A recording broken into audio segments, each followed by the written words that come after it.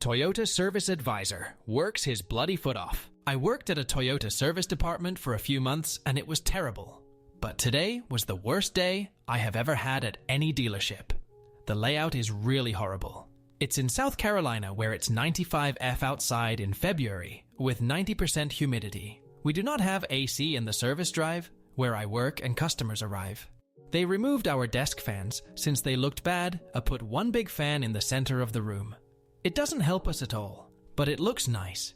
We usually have 100 plus appointments a day split between 6, 9 advisors depending on staff.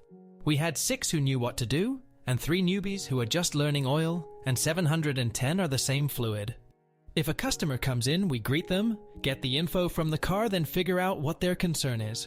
You also try to sell them on stuff based off their past declined services, and the pop-up saying, add engine oil change to the plug-in electric only car, so it's got issues.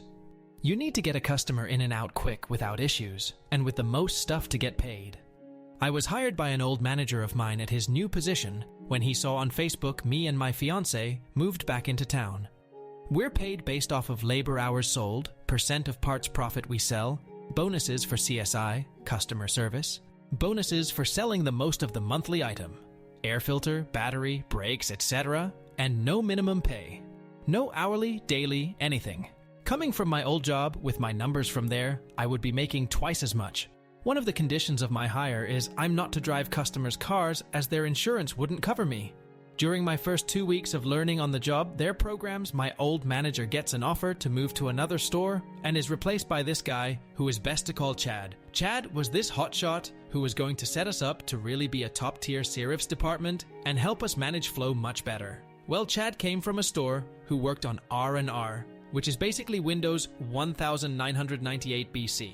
He knew nothing about the programs we were using or honestly what an emoji is. Wanting to help Chad out, I showed him some options for programs that would help us keep track of notes, reduce away time from desks for us, and also keep our technicians at their bay. He got us licensed to use them, and I set everything up.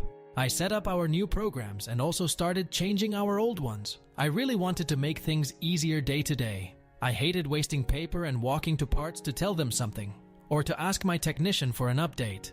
One of the programs was a flagging system showing just profiles you are assigned or create.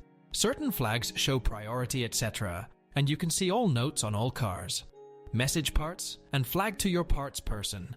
Instead of having to type, customer state. Vehicle is vibrating at speeds of 45 miles per hour and above. Please inspect. Then, a new line. Customer requests oil change. A new line. Customer would like vacuum but no wash, and so on.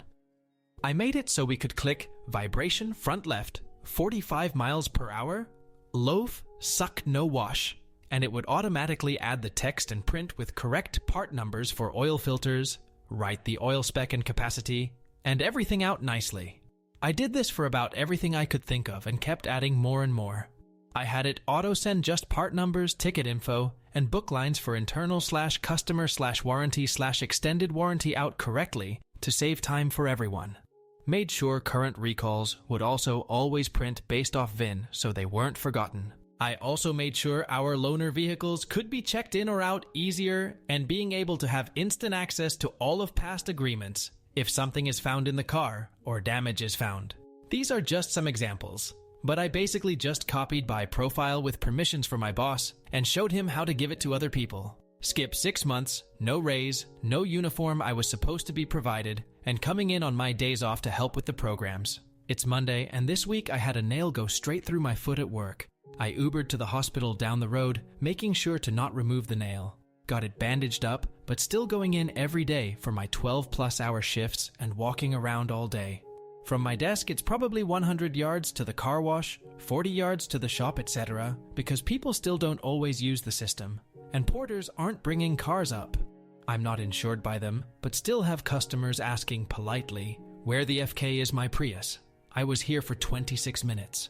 So I hobble down to the car wash where it most likely is and drive it through and up. My team for Saturday, 4 people, had 1 person quit on Wednesday, and 1 person had a funeral to leave early for. The other guy was new, so he was slow to get stuff done. My boss says he'll come in and help. Wednesday, we lock it at 60 appointments since we have short staff up front and back. Saturdays are half technicans and no diag days. We do take walk-ins too. Thursday, it's at 80, and we tell our boss to lock it. Again on Friday, before closing, we see 110 appointments. He never locked it and took Friday off. Come Saturday morning, we had 130 appointments from 7 a.m. to 4 p.m. I'm having to walk around a lot and ended up bleeding through 3 pairs of socks and bandages I swapped out. I had to chase down about 80% of our customers' cars because our porters that showed up were goofing off. I had 53 open tickets at 12 p.m. We had a 4-hour wait for walk-ins and 2 with appointments.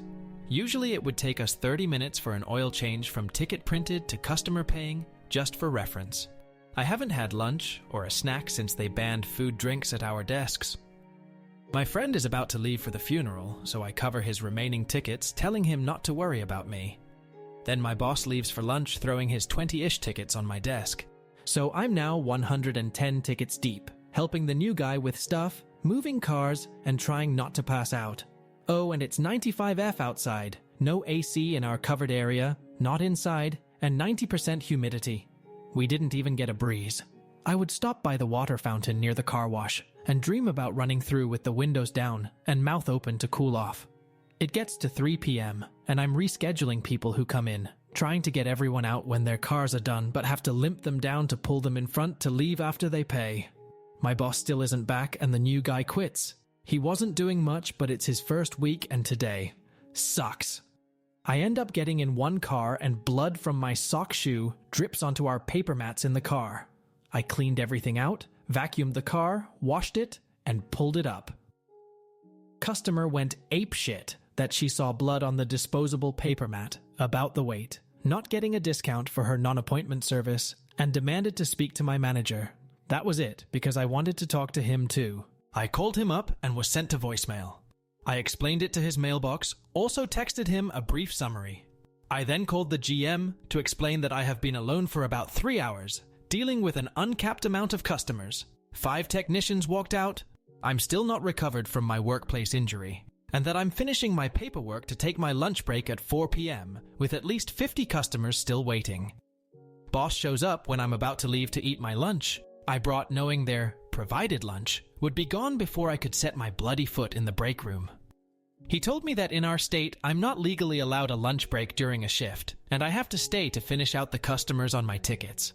It's after our regular hours at this point. I mentioned being here since 6 a.m. to open shop and pre-printing everything, saying, I just need to relax, and he said, you didn't even clock in this morning, so unless you do what I say, you aren't getting paid. Once again, I'm paid commission here, and % of parts profit for stuff sold. I don't even get 1 cent an hour. So I walked to my station, removed all of everyone's login copies of my permissions, deleted all of my notes, deleted all of my warranty macros. I set all the spreadsheets and reset every custom line I added to our programs. Since I was the original profile, this reset everything for everyone. When I walked out and got a call when I got to my car asking, why isn't your login able to collect credit cards? Sounds like a problem. Good luck with that. I have never taken ecstasy, but that drive home was about what I would imagine it as.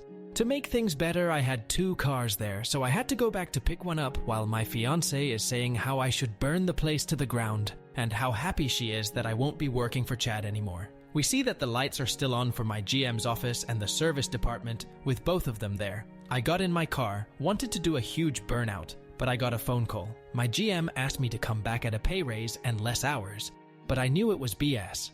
He wanted to know what went wrong with that day, and if I would come inside to discuss it with Chad and him. I just hung up and went home. Chad ended up getting let go the following month since he couldn't get things back up to speed. My good friend ended up getting moved to service manager for a bit, then ultimately moved to Mercedes as a parts person, now director. I ended up going to BMW for a bit after that and got promoted past Chad's position.